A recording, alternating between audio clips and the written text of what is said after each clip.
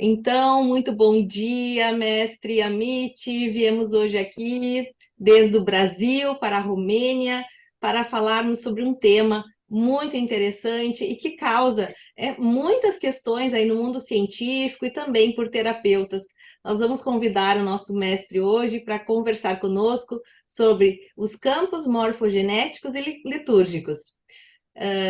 Dr. Amit, as your master student in quantum science in the University of Technology, Jaipur, India, I feel very, very happy and honored to have you here to this interview with questions that are somewhat thought-provoking for the world of science. Be very, very welcome. Today, it's 6th of September, 2023. Thank you.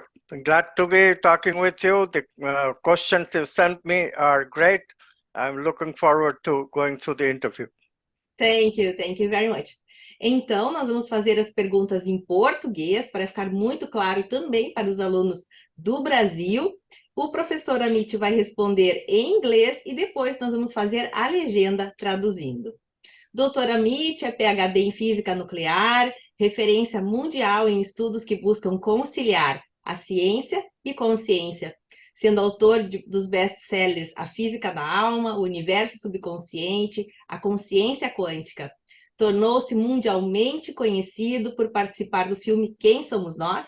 E atualmente dedica-se a ministrar palestras, cursos em todo o mundo, estando sob a coordenação do curso Quantum Science para Saúde, Felicidade e Prosperidade na Universidade de Tecnologia de Jaipur, na Índia, orientando alunos de todo o mundo em mestrado e doutorado em ciências quânticas. Doutor Amit, a palavra medicina origina-se do latim, que tem o significado de arte, de curar. Associa-se ao verbo medere, que corresponde a curar, tratar, cuidar. No Brasil, nós temos 29 práticas integrativas complementares de saúde, reconhecidas pela Portaria 702 de 2018 pelo Ministério da Saúde, que inclui diversas medicinas tradicionais, acupuntura, reiki, constelação familiar, homeopatia, entre outras. E essas terapias são disponibilizadas para a população. Como o senhor vê a postura da Organização Mundial da Saúde em estimular essas práticas de medicina tradicional como integrativas da medicina convencional? E como esse cenário é ao redor do mundo? I'm delighted that many countries are adopting the position of World Health Organization in legitimizing the practices of traditional medicine, such as Ayurveda, traditional Chinese medicine, acupuncture, homeopathy, etc. Family constellation in Brazil are particularly popular. So this is a very, very good event, and the reason is also very straightforward. These practices have proven useful whenever implemented in any country. And furthermore, the decisive issue right now is that the theory of all these medicinal practices are now emerging, especially when we use the quantum science of consciousness, which I originated, but now it is developing in the hands of many people. Yes. And which countries do you know that have these medicines? Say it again. Which countries do you know? I know in India there is a Ministry of Health which have instituted a subdivision called Ayush. A stands for Ayurveda, Y for Yoga, U for Unani, S for Siddha techniques, and H for homeopathy. Great. So that's a very good beginning. And right now, one of our P.h.D. students at the University of Technology is Sangeeta. She's working with Ayush to develop a quantum integrative practice for them. Question 2. Rupert Sheldrake se referiu a campos porque a comunidade científica não aceitava falar em alma ou consciência. O senhor utiliza os termos consciência quântica, tem um livro chamado Física da Alma. Não seria epistemologicamente mais apropriado usar o termo metafísica em vez do termo quântico para os fenômenos da consciência, uma vez que este é o domínio material e o quântico se refere à menor unidade discreta de um fenômeno? Por exemplo, um quantum de luz é um fóton e um quantum de eletricidade é um elétron. Se algo é quantificável, então pode ser medido. Mas a consciência é algo imaterial que não pode ser medido. Por que o senhor escolhe usar o termo quantum quando trata de metafísica, em verdade? I'm glad you are asking this question. This is very basic. So indeed, quantum just means a grain of light, a building block of light, like an elementary particle of light. And what does that have to do with consciousness? Okay, so how this becomes an issue of consciousness has a long history. Yes, light was discovered as a grain, as an elementary particle. This is how the situation began. But light was already known to be a wave, which is very unlike a particle, wave spread. So this became a paradox called wave-particle paradox. And for a while, it created a lot of puzzle, a lot of assumptions, but it was clear that consciousness is needed to resolve the paradox from the beginning. Eventually, the solution that emerged is the solution that I proposed, and that solution is that the quantum objects are waves of possibility, just as the mathematics suggests. Mathematics never suggested that quantum objects can become particles. It always suggests quantum objects are wave, period. How it become a particle is a question of measurement. And measurement ultimately a question of observer, human observer. So in this way, I suggested that what happens is that the quantum objects are waves of possibility, just as the mathematics says. When we measure, when an observer measures, the possibilities collapse. But the collapse cannot happen without a distinction taking place. In other words, consciousness is a oneness that contains material possibilities. But because it's one with the possibilities, it has to also produce a distinction with the objects. To produce that, it needs to identify itself with the brain of the observer. This is the fundamental thing that confuses people. When that identity takes place, then there's a subject-object split and consciousness can see. So in this way, the proper explanation has no paradoxes. Particle wave paradox is resolved, but also paradox of quantum measurement is resolved. What produces quantum measurement? The observer does. Yes, thank you very much. Question 3. Temos percebido uma certa confusão, como o senhor recém comentou, né? Conceitual, então, sobre o fenômeno campo morfogenético, como Sheldrick, em seu livro Uma Nova Ciência da Vida, refere, e que o senhor complementa com o termo litúrgico, porque do grego significa ação ou função. Então, essas estruturas, além de darem a forma aos organismos desenvolvidos, morfos, também contêm o programa, como o senhor chama, software, da função dos organismos. Algumas pessoas se referem a esse campo como sendo um campo eletromagnético. A pergunta é, podemos afirmar que o termo campo eletromagnético trata-se de um conceito da física mecanicista, em que tudo é matéria? O que é um campo eletromagnético, afinal? E o que diferencia o campo eletromagnético do campo morfogenético litúrgico? This is also a very confusing aspect of Sheldrick's theory. How should we interpret it? What are these morphogenetic fields? Are they non-physical or are they physical like an electromagnetic field? Electromagnetic fields have been known in physics for a long time. Electrical charges have electric field, magnets have magnetic field. Then we discovered that a moving electric charge has both electric and magnetic field. So that combination is called electromagnetic field. So there's no mystery there. But of course, the problem is really this. From the beginning, the problem of life has been a difficult problem.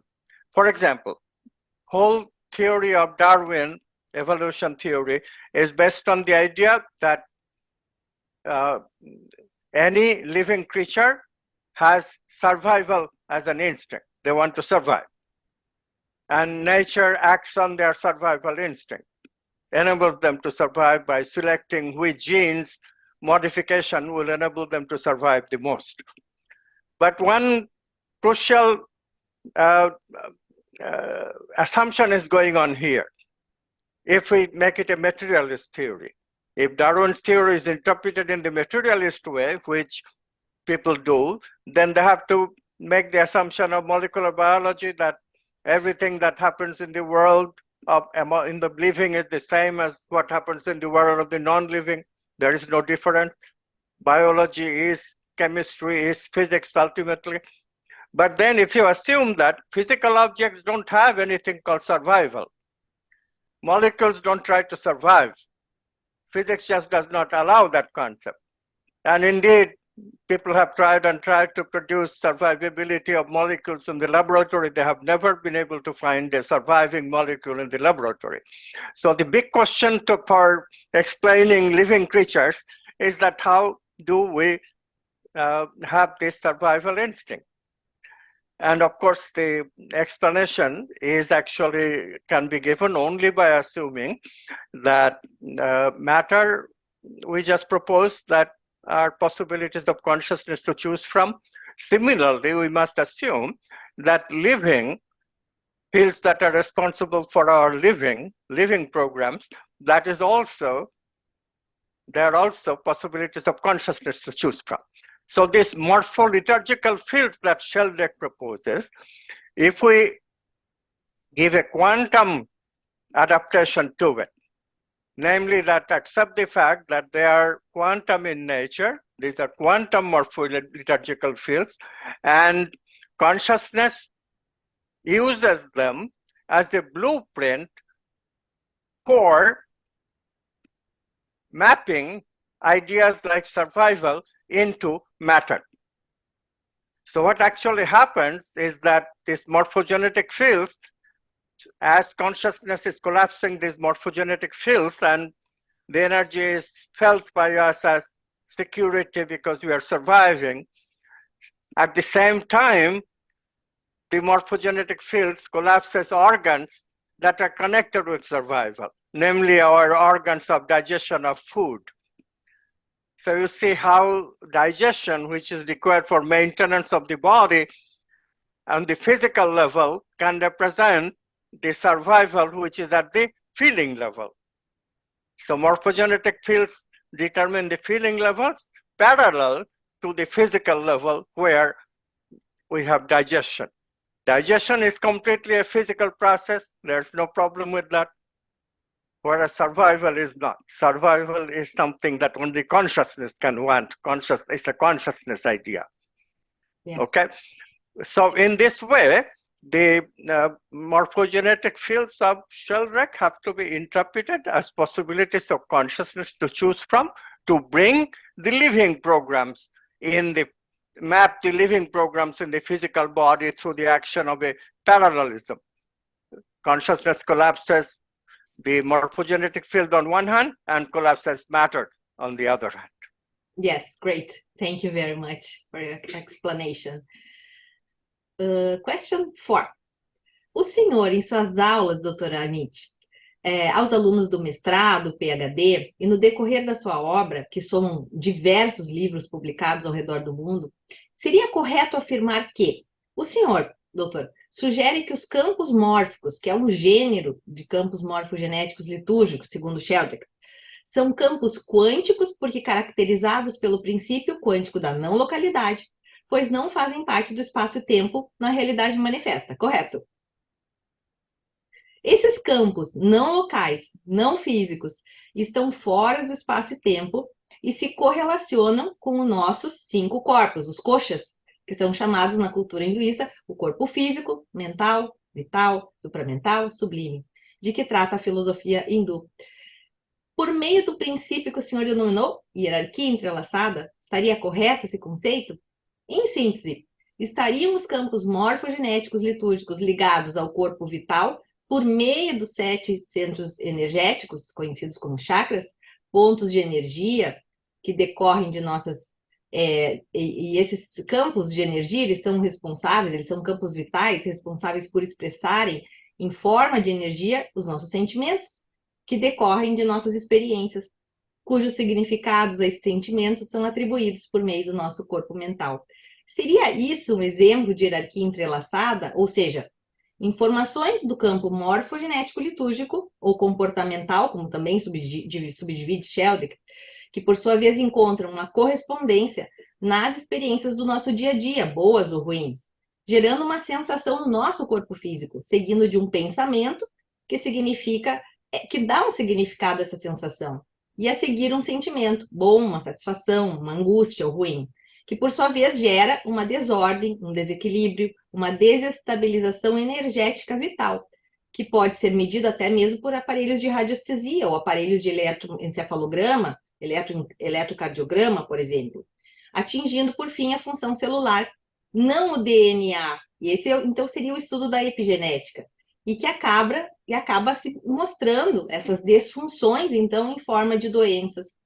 Teríamos resumido que a origem das doenças é quântica, ou seja, inicia no mundo imaterial. Tudo então, saúde, doença, começa em verdade no campo imaterial, quer dizer, no domínio da potencialidade ou das probabilidades. Isso também quer dizer que estamos despertos. Se estamos despertos, podemos dominar o nosso cérebro para a escolha dessas possibilidades e reduzir as doenças. Como o senhor vê toda esse conceito, que é uma criação sua, uma linda criação sua? Long question. Okay, let's take them one by one. So, first of all, morphogenetic fields indeed are quantum fields. They have to be quantum because otherwise we get dualism. How does this non-physical fields interact with the physical? If they are quantum, then consciousness can mediate. The physical must have a quantum part, and if the morphogenetic fields are quantum, then consciousness can collapse morphogenetic fields on one hand, giving us feelings, and the physiology of the physical organ on the other hand. So this works out fine. With basic assumption here is that there is a quantum correspondent aspect in the organ. There must be a place in the organ where there is quantum movement. Otherwise, this parallelism cannot be maintained. So both physical body has to have a quantum component, and morphogenetic fields have to be assumed to be quantum. And if they are quantum, this connection that consciousness makes is a non-local connection. This is not going through any signals. So quantum connections to consciousness is always non-local, without signals. So that explains non-locality. The koshas then, they correspond to all the different experiences that we have. We have experiences not only of the physical and the vital, which we have covered so far, but also of the mental and also supramental archetypes like love and beauty and such. And then finally we have experience of consciousness itself in the form of happiness. If our consciousness expands, then we feel happy. Ananda in Sanskrit. So there are 5 types of experiences, and the Hindus called it kosha, which is a sort of covering of ignorance, because they thought we have to penetrate this to achieve salvation. Because all the spiritual traditions in the ancient time wanted to get rid of all the suffering that life brings, and they wanted salvation. That was the only way they thought, is to take care of the suffering. There's no other way to heal all sufferings. Indeed, in the olden days, sufferings were enormous, so you can understand their feeling. But nowadays, of course, we realize that it is not really, the world is not really suffering producing. It's our inability to deal with it that produces suffering. And we are dealing with the physical sufferings better now. So nobody thinks that we have to penetrate this koshas. Instead, we now recognize that the koshas gives us the programs of living. And progressively, the koshas, these bodies, 5 bodies we now call them, they improve the quality of our living. For example, animals only have inanimate. They don't have any life at all because nothing changes. Inanimate just stays put, completely governed by physical laws. To animate, vital body enters. What happens immediately, we have some quality of life. Life takes place, which is a special organization, which brings the idea of experiencing something apart from life. So life and its environment. How do we experience the environment? The development of the vital body takes care of that. That brings up the chakras. Initially, we have only a few chakras connected with reproduction and maintenance. But as we evolve, we bring in other chakras, including the mental brain, which is also a chakra, the brow chakra. So this way, evolution can take place, and that indeed leads to better and better quality of life. That's the idea of these energetic centers of chakra. So we have covered up to the third one. Now let's see. Let's go down now to more. Okay, tangled hierarchy. No, this is not tangled hierarchy. Does not come in yet. The idea of tangled hierarchy comes in only when we talk about the final body, the self. How consciousness itself manifests in the brain or the body, that can happen only through a tangled hierarchy, because a oneness can never split into a subject and object except as an appearance. But without that split, collapse cannot happen, because collapse requires both choice and distinction. Consciousness has to distinguish itself from the object that collapsed in order for experiencing the collapse. Otherwise, oneness cannot experience itself.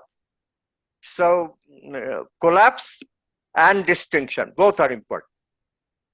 Yes. Distinction takes place when consciousness can identify with the brain or with the living self.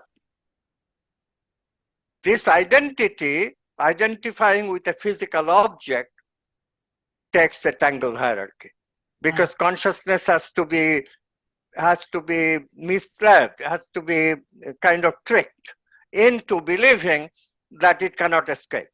How that happens then is that brain, for example, has a part of the apparatus in the brain which enables us to perceive. We call it perception apparatus. Then we also have a part where we make the memory of what we perceived. Both are essential for collapse, because until you have a memory, we cannot say that the object really has collapsed. So this perception and memory apparatus, they, however, make a tangled hierarchy. Because if you think about it, perception requires memory, but memory requires perception. Both are causing each other. It's called a circular connection. So that's the tangled hierarchy. When tangled hierarchy happens, then consciousness is tricked into believing that it cannot get out of the tangle, at least momentarily. That gives us the self. And then there is a further process that's called dependent co-arising, where the memory is processed through feedback, reflection in the mirror of past memory, and that's what gives us the self that we experience, which not only has produced a distinction, but also has forgotten what it was, namely the oneness. That's our ego. So in this way, we have now the total explanation. Yes, yes. Thank you very much. Questions? You also have a question about disease. So the disease has also origins in all of these 5 bodies. We can have disease at the physical level, virus and bacteria. We can have disease at the vital level. Vital programs can go wrong.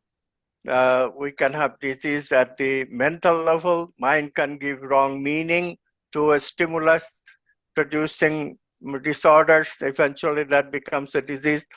And even supramental, like love keeps us healthy, but lack of love, lack of supramental eventually can translate into immune system weakness, and that can produce disease. That's a supramental disease. And then even at the level of unity consciousness, oneness, we can have disease because, for example, if you are a psychopath, then you are totally disconnected from consciousness. And eventually the psychopathic mindset, which is initially is a mental disorder, but can easily translate into something like a disease. Many psychopaths eventually have disease. Yeah. So in this way, disease can happen at all levels. Similarly, the healing also has to happen at all the levels. Yes, yes, yes, great. Right. Thank you very much. Question 5, Dr. Amit. Rupert Sheldrake sugere que os campos morfogenéticos são estruturas que armazenam hábitos e memórias de tudo que é. Na sua visão, é correto afirmar que os campos morfogenéticos litúrgicos armazenam, além do programa de formas e funções dos nossos organismos, também memórias de experiências do mundo ao longo dos tempos e também dos nossos sistemas familiares, por exemplo, como hábitos ancestrais e até mesmo doenças e comportamentos? E qual a diferença, então, do conteúdo que fica armazenado nos campos morfogenéticos litúrgicos e da memória lógico-racional, e de sensações e sentimentos que, segundo os neurocientistas, são armazenados no cérebro, mais especificamente pelas sinapses dos neurônios, né? É possível fazer uma distinção entre memórias cerebrais do domínio da realidade e mórficas ou morfogenéticas do domínio da potencialidade?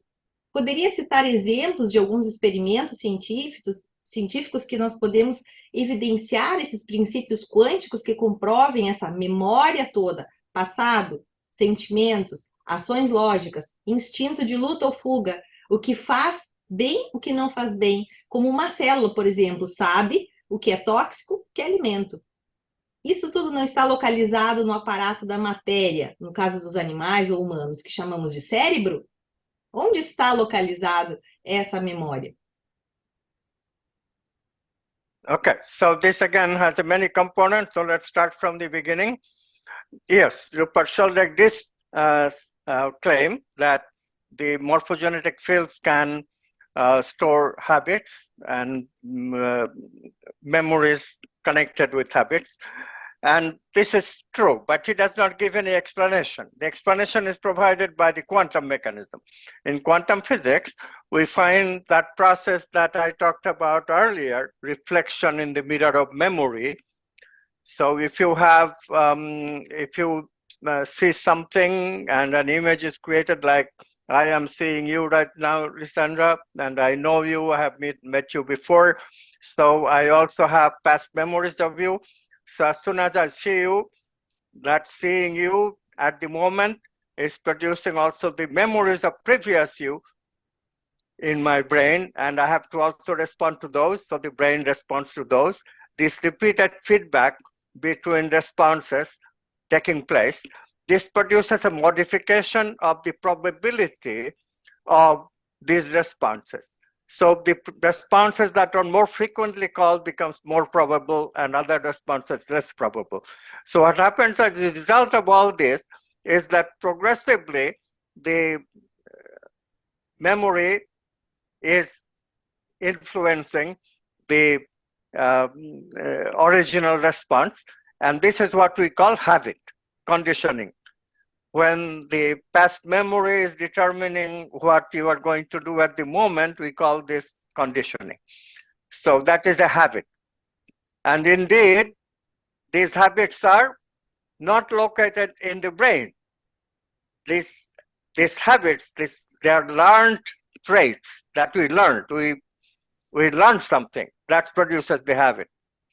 Learning, memory of learning, this that is produced by this reflection and the mirror of memory happened through the quantum equation. That's the equation that changed because of continuous feedback from the memory, and the result of the equation telling the behavior is changed. But equations don't exist in the physical world. Equations are representation of something in the supramental world of ideas. It's a product of an idea. Idea is truth. That's what it's coming from. And so these ideas that are changed in the supramental possibility realm, that's what is ultimately storing the memory. So memory is not stored, indeed, in the physical domain, in the physical memory, in the physical brain, but instead, memory of learning is stored really in the domain of potentiality. Domain of potentiality as the place where the mathematics is created, the origin of the mathematics. Okay, so in that sense, we can roughly say that for vital habits of the vital software, as we call it, those are stored in the morphogenetic field potentialities in consciousness and in our unconscious, some of which are very compulsory and very universal. That universal part we now call collective unconscious, following the designation of Carl Jung. So in this way, Sheldrake tried to explain also the collective unconscious, but quantum science gives you a much better explanation, because Sheldrake doesn't say why it is unconscious. We explain why it is unconscious, because it's the domain of potentiality. There is no lived experience in that domain. So in that way. Okay, so that's your first one. And then the second one is, so first one, my response already covered the idea that yes, the content of an experience is stored in the brain, but what we learn is stored in the domain of potentiality. Okay, now see, can we make a distinction between cerebral reality domain and morphic memories? We just did. Indeed, the distinction is that one is learning, a capacity, a characteristic habit that the self has. It's you and I who have the habits, we use the habits, whereas the memory in the brain, that is just about objects. We can describe it, we can declare it, but it has no, it does not correspond to some habit of me. Okay, yes, so there is a distinction. Yes, great. Okay, let's go into this fourth one. Can you cite examples of scientific experiments? Yeah, there is the great experiment of Carl Lustig, a neuroscientist who worked with rats. He taught rats a very simple thing to learn, namely in a Y maze, where one side of the Y has electric shock, the other side of the Y has cheese. Rats naturally very quickly learned to find cheese. And then he decided to chop off parts of the brain of the rat to find out where the memory of learning is located. But he found that even with 50% of the brain removed, the rat could still find the cheese. And mind you that the 50% does not have to be one place. It could be 50% in many different places of the brain. So that indeed proved conclusively that memory is not in the brain. Memory of learning is not in the brain. The episodes of learning are in the brain, but not the memory of the capacity of learning itself. That capacity is located in non-local domain of potentiality. Yes. Thank you very much. Okay, so then the number 6. Yes, sixth question. Yes, it's a very important one. This is the basis of the big breakthrough that family constellation therapy has made, and is our ancestral memories engraved in DNA. So this is not at all true, because they have nothing to do with really the DNA. Their habits, their habits of learning. We already decided that that's non-local memory that's stored in the divine potentiality of the subtle, not in the physical. So to say that it's in DNA will be wrong. But family constellation therapy says it's in a family, so that suggests that it should be in the DNA, because the DNA we know is inherited. Can the others also be similarly inherited? But how? There is no mechanism of inheriting, it seems, initially, of the non-local memory. But this is not exactly true. Because the memory of these things are non-local, therefore we can actually support an idea that is millennia old, idea of reincarnation.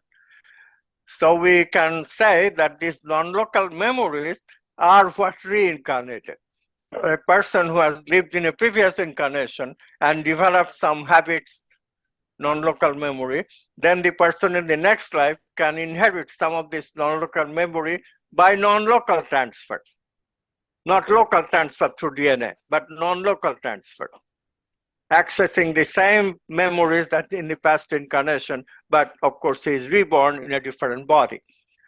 Now, of course, this is how they come to be in one family. It is just empirically found that when people are reincarnated, they often take reincarnation in the same family, producing a dynasty. This is the basis of why we had hereditary ancestries in kingdoms. Kings inherit, the children inherited the kingdom, but it worked. The children were also often as able as the parents. How was that possible? It is possible because the learned characteristic also travel not through the genetic mechanism, but through the non-local mechanism, because people take incarnation in the same family over and over. So family constellation therapy is based on that, this idea. Yes. Okay? Yes. Okay, so we have that. Question 7. Podemos afirmar, então, que esse campo morfogenético litúrgico é uma estrutura informacional ou de influência imaterial? Essa grande matriz misteriosa que armazena esse plano, ou essa planta de estruturas das formas e funções dos organismos, na sua visão quântica, pode ser modificado? Os circuitos cerebrais negativos e os circuitos cerebrais positivos emitidos no nosso dia a dia também tornam-se hábitos e passa a integrar esse campo de informações ou influência em nossas vidas? Okay, so are they informational structure? Well, everything can be called an informational structure, but this is morphogenetic fields are a very special informational structure. It gives us the programs of living, and that involves more than just information. It involves feelings. Feelings of what? Feelings of the basic archetypes that govern living. Indeed,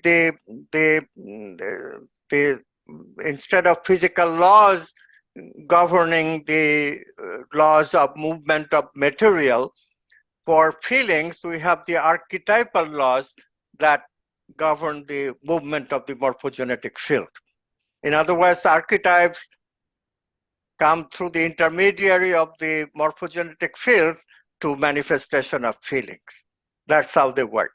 So it's indeed an influence that goes much beyond just information. They're information that can decide what we'll do. Information processing has no ambiguity, but feelings have often ambiguity, as we can experience ambiguous feelings all the time. You see somebody, but you are not sure. Is this somebody good for me or bad for me? You cannot tell. That ambiguity, do I like or not like? It's not straightforward, either like or dislike. Oftentimes it's a gray area. We both like and dislike. So that ambiguity is the characteristic of quantum and something that goes beyond information. Information is completely Newtonian. It's completely computable. There is no ambiguity in information. Okay. So that is but this is a very good question, Liz. Fantastic question. Okay, then can this, yeah, the functions, can they be modified? Yes, that's the whole idea. So these morphogenetic fields that we make vital software of living, the whole idea is that yes, lifestyle can be wrong and they produce wrongness of the software because the software can be modified by our lifestyle. Similarly, if we change the lifestyle, the software can be remodified and take us to health. So this modification of software, that capacity is extremely important. And what is happening also, something notice that the software is vital. Something is modified also at the physical. At the physical level, what is happening? As I change the software, those quantum part of the physical that we discussed before, that quantum part of the physical, that behavior is producing physiology, which is also changing, because that quantum part of the physical is what is responsible for the physical. But that part, consciousness is now adjusting so that new proteins can be made, new physiology, and new physiology means new function, and that could very well not have the disease. So it is really, really, truly a very, very interesting thing that takes place. The genes themselves do not change, but what genes will be activated change. So genes that are activated that was producing disease can be changed into new genes to be activated, which will not produce disease, but will produce health. So in that way, genes are not completely outside of our control, as was sometimes thought. They are within our control. Yes, very, very good, Master. Thank you so much for your time. Nós ficamos muito felizes aqui no Brasil e que todos os estudantes do mundo possam aproveitar esses minutos riquíssimos, né, com o nosso mestre, nosso professor, Dr. Amit Goswami. Gratidão, muito obrigada por o seu tempo. Thank you, Liz. I'm so glad to stay with you. Of course, me too. There were great questions, I have said. Okay. Okay. Bye. Bye-bye. Thank you. Mm-hmm.